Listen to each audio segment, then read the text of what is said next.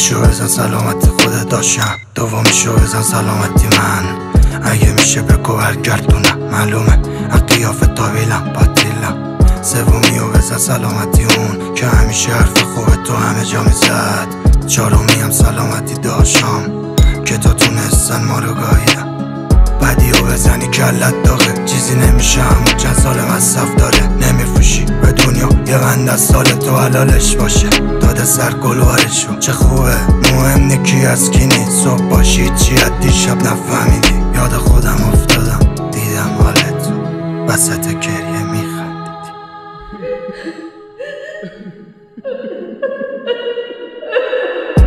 من دنیام سیاه مثل مسیحام، خودم میشونم به گلم کشتیام. هرچی میرم پیدا نمیکنم راه.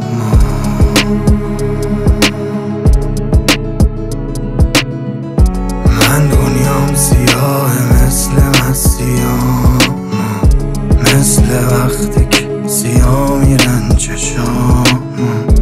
هرچی میرم پیدا نمیکنم راه.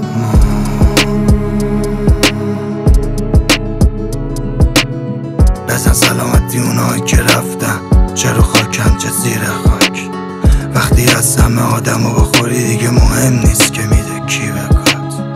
دیگه نمیشه هیچی حریفمو نخورم، انگار کردی در طویله رو.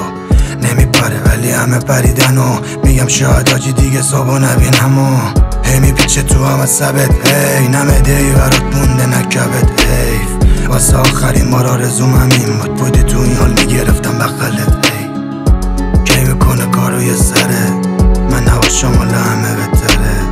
آخرشم سلامتی مادر هاست که آخره.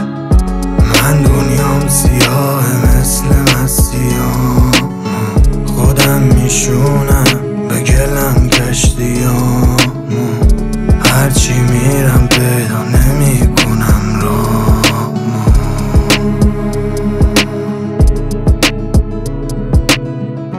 من دنیام سیاه مثل مسیحام، مثل وقتی که سیاه میرن چشام.